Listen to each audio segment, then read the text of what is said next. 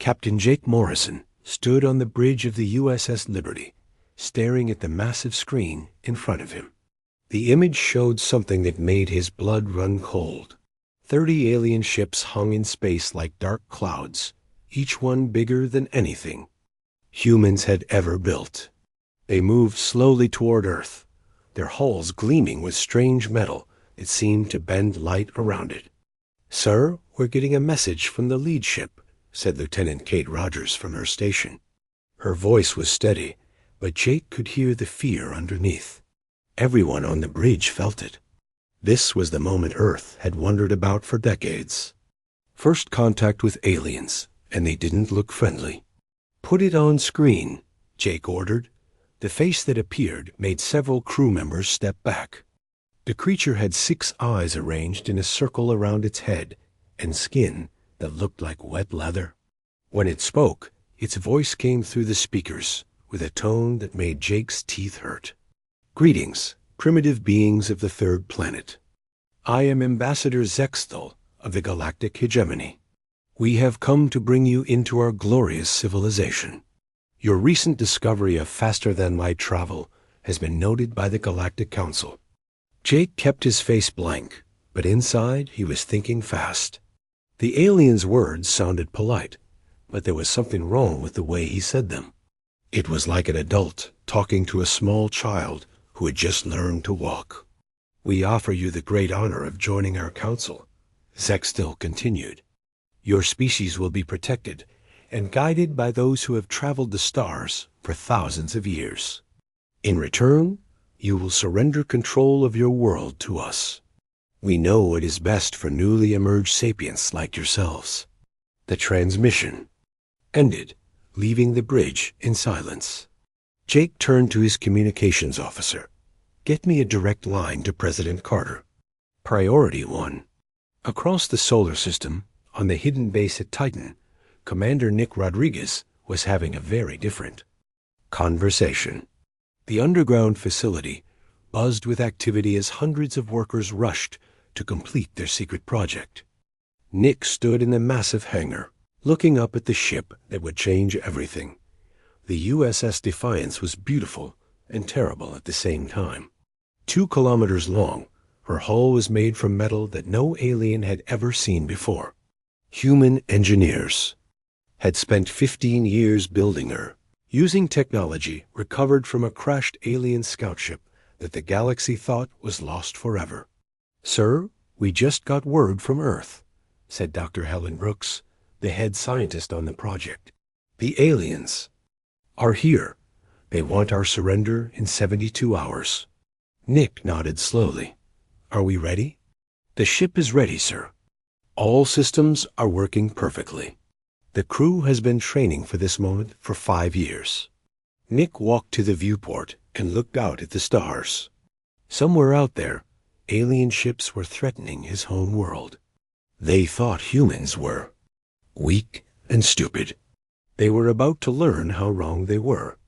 Meanwhile, in the White House, President Lisa Carter was holding the most important meeting in human history. The Situation Room was packed with military leaders, scientists, and politicians. Everyone looked worried except for Admiral Ben Taylor, who sat quietly in the corner with a small smile on his face. "The aliens have given us 3 days to surrender," President Carter said. "They want complete control of Earth and all human colonies. They say it's for our own good." General Amy Sullivan slammed her fist on the table. "We can't just give up without a fight. Our fleet may be smaller, but we've got good people and good ships." "Our visible fleet," Admiral Taylor said quietly. Everyone turned to look at him. "Mr. President, I think it's time to tell them about Project Titan." President Carter nodded. "Admiral Taylor has been overseeing a classified project for the past 15 years. We've been preparing for this day since we found that crashed alien ship in Nevada." The room erupted in surprised voices. Most of the people there had never heard of any crashed alien ship. Admiral Taylor stood up and activated a holographic display. The image of the USS Defiance appeared in the center of the room. "Ladies and gentlemen, Meet humanity's ace in the hole. The Defiance is twice as large as any alien ship out there, and her weapons are based on technology that's 50 years ahead of anything the Galactic Council has. Back on the alien flagship, the Eternal Harmony, Ambassador Zextel was growing impatient. He had sent his message to Earth hours ago and expected an immediate response. Most species surrendered within minutes of first contact. The fact that humans were taking time to think about it was irritating. "Perhaps these creatures are too primitive to understand our generous offer," said Fleet Commander Veltar, a tall alien with 4 arms and silver skin. "We may need to demonstrate our power." "Not yet," Zextel replied. "The Council prefers peaceful integration when possible. But if these humans continue to delay, we will show them what happens to species that refuse our guidance." The alien fleet moved closer to Earth, taking positions around the moon. Their ships cast shadows on the lunar surface, a clear message to anyone watching from Earth. The aliens were in control now, and they wanted everyone to know it. Captain Morrison received new orders from Admiral Taylor. The message was short and encoded, but its meaning was clear. Earth's visible fleet would engage the aliens in what looked like a hopeless battle. Meanwhile, the real surprise would remain hidden until the perfect moment. "Sir, should we power up weapons?" asked Lieutenant Rogers. "Not yet," Jake replied. "We're going to let them think they have us beaten. Sometimes the best strategy is to let your enemy underestimate you."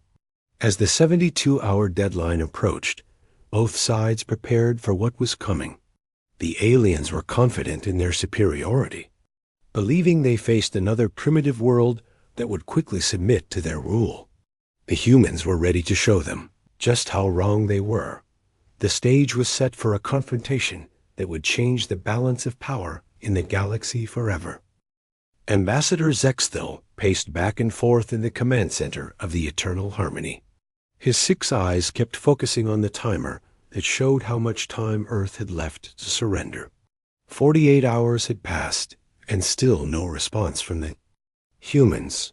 "This is most unusual," he said to the Council of Alien Representatives gathered around the holographic table. "Most species contact us within hours, begging for mercy and offering complete surrender. These humans seem to think they have choices." The other aliens nodded in agreement. They had seen this pattern hundreds of times across the galaxy. A primitive species would develop basic space travel. The Galactic Council would arrive to help them, and within days the new world would be under Council control. Fleet Commander Veltar stood up, his 4 arms gesturing toward the display, showing Earth. "Perhaps we should remind them of their situation. A small demonstration of our power might help them understand reality." "What do you suggest?" asked Zextel. "We could destroy one of their space stations. Nothing too destructive, just enough to show them what our weapons can do. It usually works on stubborn species." Down on Earth, Dr. Helen Brooks was working around the clock in her laboratory. She had been studying the alien communications and ship designs for 2 straight days. Her eyes were red from lack of sleep, but she had made an important discovery. "The alien ships are impressive," she told Admiral Taylor over the secure video link. "But they're built for intimidation, not actual combat. Look at these scans our satellites took." She pointed to the detailed images on her screen. "Their hulls are thick and their energy signatures are huge, but their weapon systems are designed for attacking planets, not fighting other spaceships.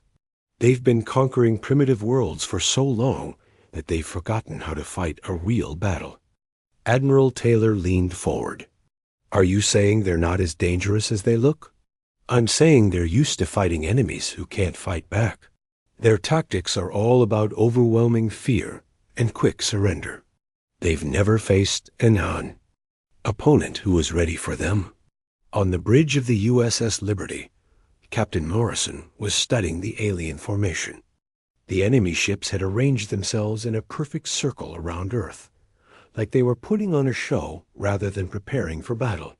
It was exactly what he had hoped to see. "Sir, incoming message from the alien fleet," reported Lieutenant Rogers. The screen flickered to life, showing Ambassador Zextil's ugly face again. This time, his voice carried a harder edge.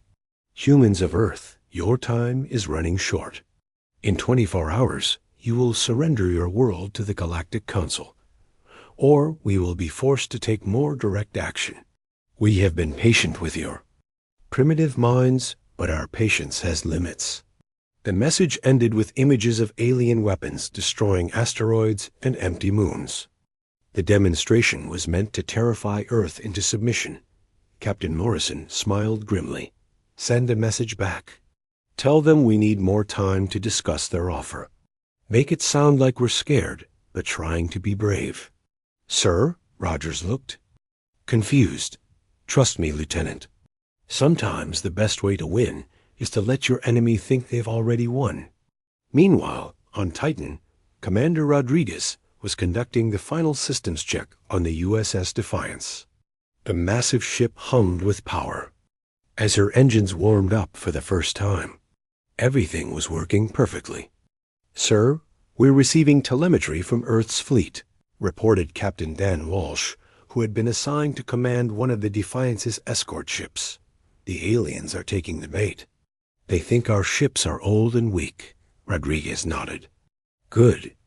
How's the cloak system?" "Working perfectly, sir. We ran a full test yesterday, and even our own sensors couldn't detect us. The aliens will never see us coming." The cloaking technology was one of humanity's greatest achievements. They had reverse-engineered it from the crashed alien scout ship, but human engineers had improved it far beyond the original design. The Defiance could become completely invisible to any known sensor system. Back on the alien flagship, the Council was becoming more confident by the hour. They had intercepted human communications that seemed to show panic and confusion. Earth's military was clearly struggling to come up with a response to the alien ultimatum. "Their ships are pathetic," laughed Commander Veltar as he reviewed the intelligence reports. 12 small vessels with primitive weapons. We could destroy their entire fleet without losing a single ship. "But will we need to?" asked Zextil. "Surely they can see how hopeless their situation is." "Some species are too proud to surrender easily," replied another alien commander. "They need to see their defenses fail before they accept reality." What the aliens didn't know was that Earth's primitive ships were anything but helpless. The human fleet had been built to look outdated while hiding advanced technology beneath their simple exteriors. Every ship carried weapons and shields that were decades ahead of anything the aliens had seen. Dr. Brooks had discovered something else important in her analysis of the alien fleet. Their ships were all connected through a network that allowed them to coordinate their attacks. But this same network created a weakness that could be exploited. "If we can overload one ship's systems," she explained to President Carter, "the feedback will cascade through their entire fleet.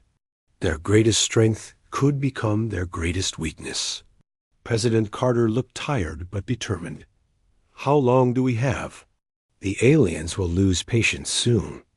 Our intelligence suggests they'll attack within the next 12 hours, whether we surrender or not. They want to make an example of us. Then we better be ready for them." As the final hours ticked by, both sides prepared for the coming battle. The aliens were confident in their superiority, believing they faced another weak species that would quickly submit.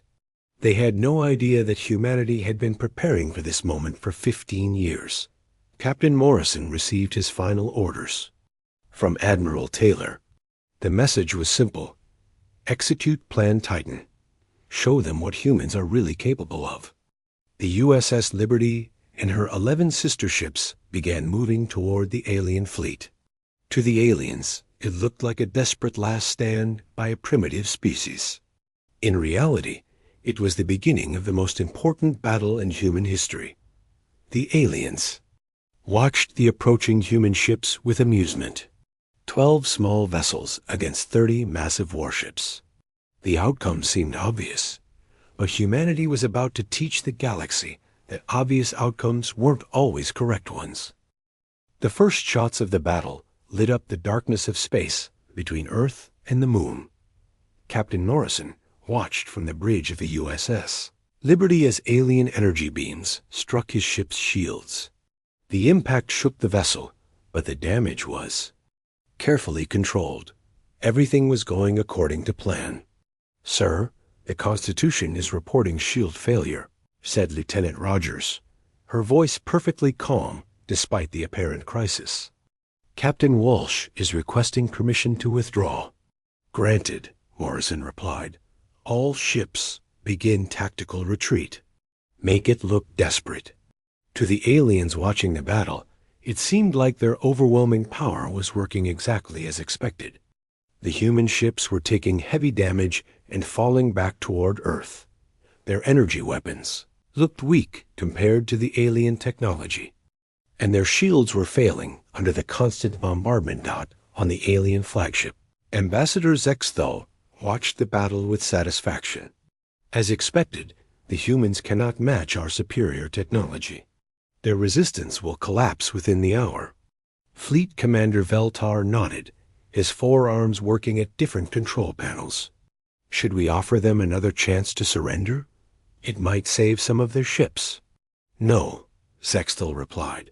"Let them see the futility of fighting us. When they finally surrender, they will be more grateful for our mercy." What the aliens didn't see was the careful coordination behind the human retreat. Every ship moved in perfect formation, their apparent panic actually a complex tactical maneuver. They were drawing the alien fleet into a specific position, exactly where humanity wanted them. Dr. Brooks monitored the battle from her laboratory on Earth. The data streaming in from the human ships was exactly what she needed. Every alien weapon strike was being analyzed, every energy pattern recorded. The aliens thought they were winning, but they were actually giving away all their secrets. "The alien shields pulse in a regular pattern," she reported to Admiral Taylor. "Every 3.7 seconds, there's a brief moment when they're vulnerable, and their formation is perfect for what we planned." On Titan, Commander Rodriguez stood ready on the bridge of the USS Defiance. A massive ship was powered up and ready to move, her cloaking system hiding her from all alien sensors. Around her, the crew worked quietly at their stations, waiting for the order that would change everything. "Sir, Earth fleet is in position," reported his tactical officer. "The aliens have taken the bait. They're exactly where we want them." Rodriguez nodded. "Begin approach. Silent running, full cloak. Let's show these aliens what human engineering can really do." The Defiance began moving through space, invisible to all sensors. She was the largest ship ever built by human hands, her hull made from materials that the aliens had never seen before. Every system on board was at least 50 years ahead of anything the Galactic Council possessed. Back in the battle, Captain Morrison's ship took another hit. This time, the damage was real, though not as serious as it appeared. Sparks flew from control panels, and the lights flickered dramatically.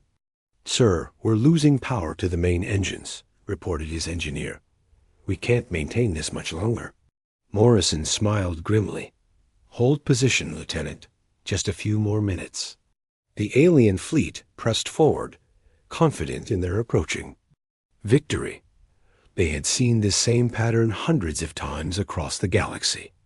A primitive species would put up a brief fight, suffer heavy losses, and then surrender completely. The humans were following the expected script perfectly, but Lieutenant Rogers had noticed something that the aliens missed. The human ships weren't just retreating randomly. They were moving in a specific pattern, and their apparent damage was too consistent to be accidental. "Sir," she said quietly, "are we really losing this battle?" Morrison winked at her. "What do you think, Lieutenant?" On the alien flagship, the communications officer suddenly looked up from his station. Sir, I'm detecting an energy signature approaching from the outer system. It's massive. Fleet Commander Veltar turned to look at the sensor display. Impossible. Our sensors show nothing. Sir, the signature is getting stronger. Whatever it is, it's heading directly for us. Ambassador Zexthal felt the first stirring of concern. Could it be another human ship? No, sir. The humans don't have the technology to hide from our sensors. And this signature is enormous, much larger than anything we've ever seen. The USS Defiance dropped out of cloak directly above the alien flagship. Her shadow fell across the eternal harmony like a dark promise of destruction. The alien ship, which had seemed so large and intimidating, suddenly looked like a toy compared to the human battleship. On the bridge of the Defiance, Commander Rodriguez opened communications with the alien fleet. His voice was calm and steady, carrying the confidence of someone who held all the cards. Alien fleet, this is Commander Rodriguez of the United Earthship Defiance. You are ordered to stand down immediately. The alien bridge fell silent. Every creature stared at the screen, showing the massive human ship floating above them. The Defiance was beautiful and terrible, her hull gleaming with advanced armor that incorporated alien technology, but surpassed it in every way. This is impossible, whispered Fleet Commander Veltar. The humans are primitive. They don't have ships like this. Ambassador Zexthal found his voice. Human Commander, your ship. Where did you get this technology? We made it, Rodriguez replied simply. 15 years ago, one of your scout ships crashed on our world.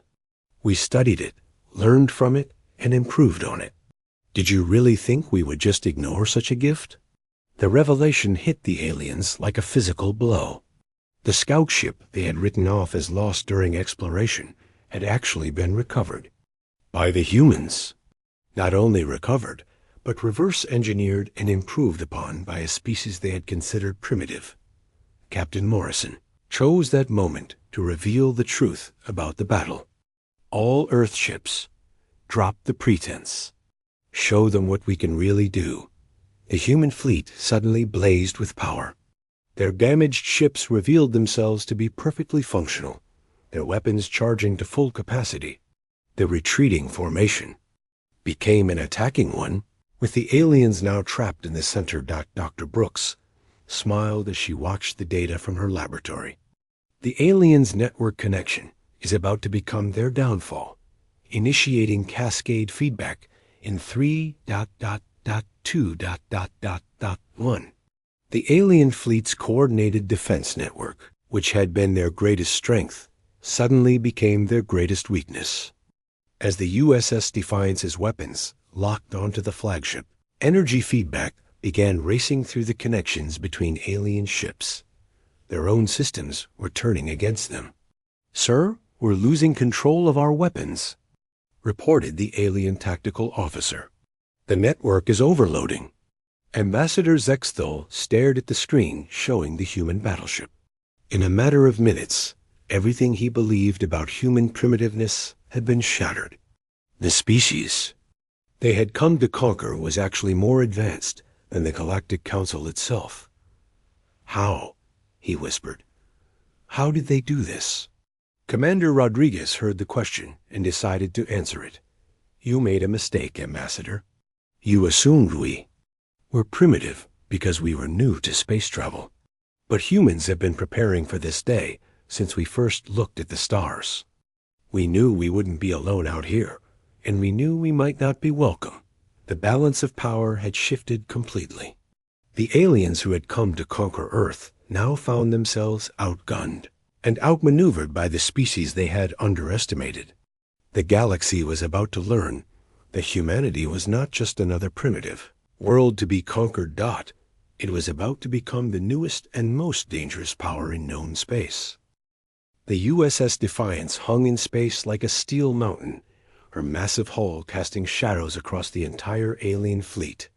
Ambassador Zexthal stared at the human battleship through the viewport of his flagship, his 6 eyes unable to process what he was seeing.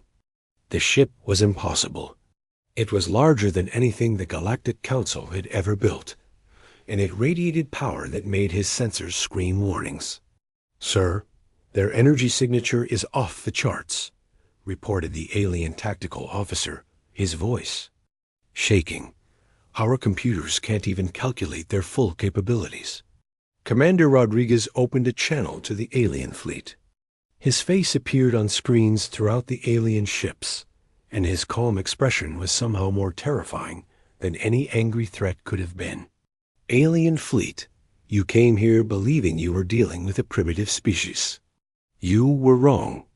Humanity has been preparing for this day for 15 years, ever since we recovered your scout ship." The words hit the aliens like hammer blows. Fleet Commander Veltar tried to speak, but his voice came out as a croak. "The scout ship, the one we lost during the exploration of Sector 7. We found it crashed in our Nevada desert," Rodriguez continued. "Your pilot was already dead, but his ship was mostly intact. We studied every circuit, every alloy, every piece of technology. Then we improved on it." Captain Morrison chose that moment to demonstrate just how much the humans had improved. The Earth fleet, which had been pretending to be damaged and retreating, suddenly blazed with power. Their weapon systems came online with energy readings that made the aliens' own weapons look like toys. "Sir, the human ships ... They're all equipped with our technology, but modified," stammered the alien sensor operator. "Their power output is 3 times what our ships can produce." Dr. Brooks watched the alien fleet's reaction from her laboratory on Earth. The cascade feedback she had initiated was spreading through their network, causing systems to fail across multiple ships. But more importantly, she could see the psychological impact on the alien crews. "Admiral Taylor, the aliens are in complete shock," she reported. "Their entire understanding of the situation has been shattered. They came here expecting to intimidate a primitive world, and instead they found a technological superior." On the bridge of the Defiance, Commander Rodriguez walked to the main display. With a gesture, he activated a holographic projection that showed the alien fleet surrounded by human ships. But the projection revealed something that made the aliens' terror complete. "What you see here is not our entire fleet," Rodriguez said calmly. "This is just the ships we decided to show you. Would you like to see the others?" The holographic display expanded, revealing dozens of additional human ships emerging from cloak throughout the solar system. Each one was equipped with the same advanced technology as the Defiance, though none were quite as large as the flagship. Ambassador Zex Thol felt his heart stop beating. "How many ships do you have?" "Enough," Rodriguez replied. "We've been building them for 15 years, using manufacturing techniques that your species never developed. While you were conquering primitive worlds, we were learning to build ships that could conquer you." The revelation continued as Dr. Brooks transmitted technical data to the alien fleet. The information showed just how far human technology had advanced beyond what the Galactic Council possessed. Material science, energy production, weapons systems, defensive shields. Every aspect of the human ships was generations ahead of alien technology. "Your alloys are impressive," she said over the communication channel, "but we learned to make them stronger. Your energy weapons are powerful, but ours are more efficient. Your shields are effective, but ours are nearly impenetrable." To prove her point, the USS Defiance fired a low-power scanning beam at the alien flagship.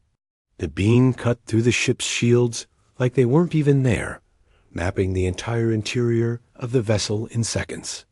The message was clear. If humans could penetrate their defenses so easily for scanning, they could do the same with weapons. Fleet Commander Veltar watched his ship's shield displays flicker and fail. "Sir, they just scanned our entire ship. Our shields couldn't even slow them down. How is this possible?"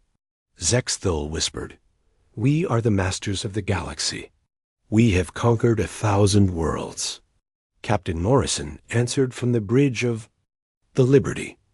You conquered worlds that couldn't fight back. You never faced a species that was ready for you. We've been ready for 15 years. The human fleet began a slow, coordinated movement that surrounded the alien ships completely. Every maneuver was precise, every formation perfect. The aliens found themselves trapped in a sphere of human vessels, each one capable of destroying their entire fleet. "Sir, we're completely surrounded," reported the alien tactical officer. "They have us in a perfect containment formation. We can't move without their permission." Rodriguez activated another display, this one showing the solar system's defenses. Hidden bases on asteroids, defensive platforms around Earth and Mars, mining operations that were actually disguised weapons installations. The entire solar system had been turned into a fortress. "We didn't just build ships," he explained. "We built an entire defensive network. Every asteroid belt, every moon, every planet in this system is defended by weapons that your technology cannot match." The psychological impact on the alien fleet was devastating. They had come to Earth expecting to find a single primitive world defended by a few outdated ships. Instead, they had discovered a military superpower that had been hiding. In plain sight, Dr. Brooks transmitted one final piece of information that broke the aliens' remaining confidence. "We know about your other fleets. We know about your bases throughout the galaxy. We've been monitoring your communications for years, learning about your military capabilities and planning accordingly." The aliens realized that humanity knew everything about them, while they knew nothing about humanity. The balance of information, like the balance of power, had shifted completely. Ambassador Zexthol tried one last desperate gambit. "You cannot fight the entire Galactic Council. We have thousands of ships, millions of warriors." "And we have something you don't," Rodriguez replied. "We have the element of surprise. Every species in the galaxy thinks humans are primitive. By the time they learn the truth, it will be too late." The human fleet tightened their formation around the alien ships. Weapon systems that the aliens couldn't even understand powered up to full capacity. The USS Defiance's main guns, each one larger than an alien destroyer, aimed directly at the flagship. "You came here to conquer us," Commander Rodriguez said, his voice carrying the weight of human determination. "Instead, you've discovered that the hunters have become the hunted. The galaxy is about to learn that humanity is not prey." The alien fleet sat in stunned silence, surrounded by ships that outgunned them, outnumbered them, and outclassed them in every way. Their mission of conquest had become a fight for survival, and they were losing badly. The age of alien dominance was over. The age of humanity had begun. The silence that followed Commander Rodriguez's words was deafening. The alien fleet hung motionless in space, surrounded by human ships that could destroy them at any moment. Ambassador Zexthol's hands shook as he reached for the communication. Controls, his 6 eyes darting between the massive human battleship and his own failing displays. "Commander Rodriguez," he began, his voice barely a whisper, We request permission to speak with your leadership." The condescending tone that had marked all his previous communications was completely gone. In its place was something the galaxy had never heard from the Galactic Council: genuine fear and respect. "Granted," Rodriguez replied. "President Carter will speak with you now." The main screen flickered, and President Lisa Carter appeared.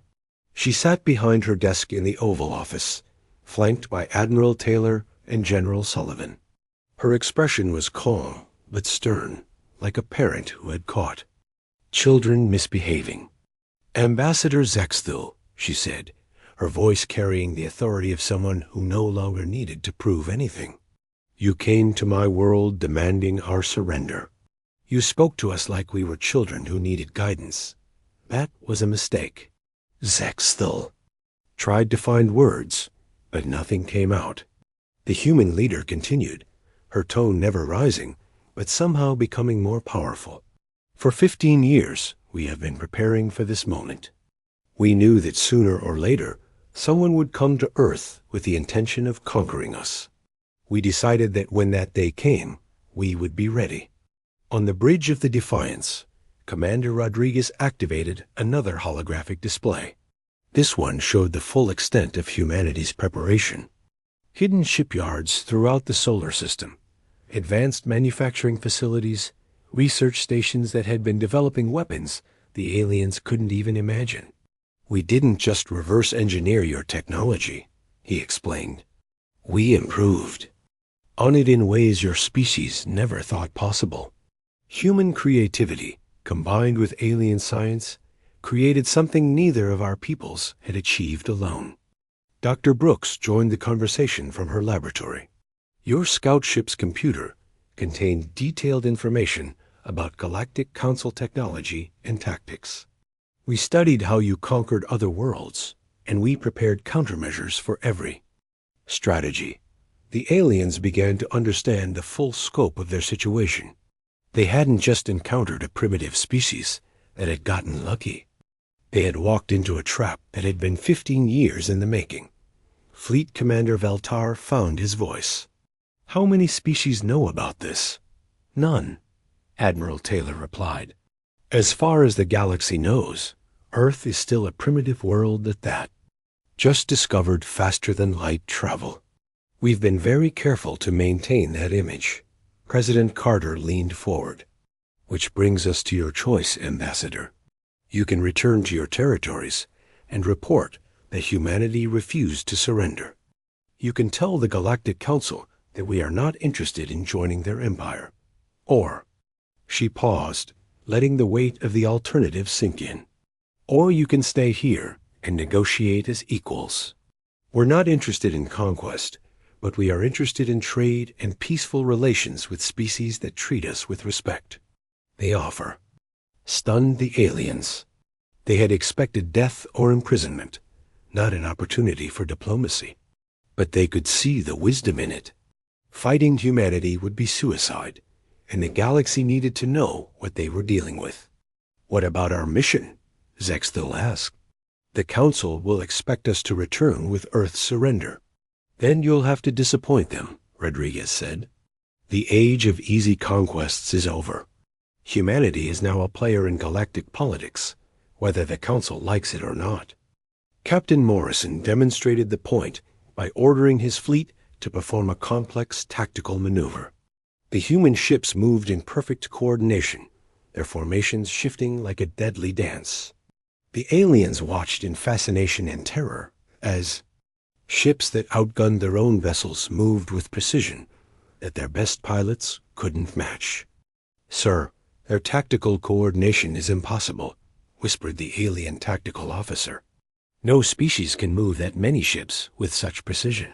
Human pilots trained for years in advanced simulators, Dr. Brooks explained. We've been preparing for space combat since before we ever left our home system. Every human military officer has studied the tactics used by the Galactic Council and developed countermeasures.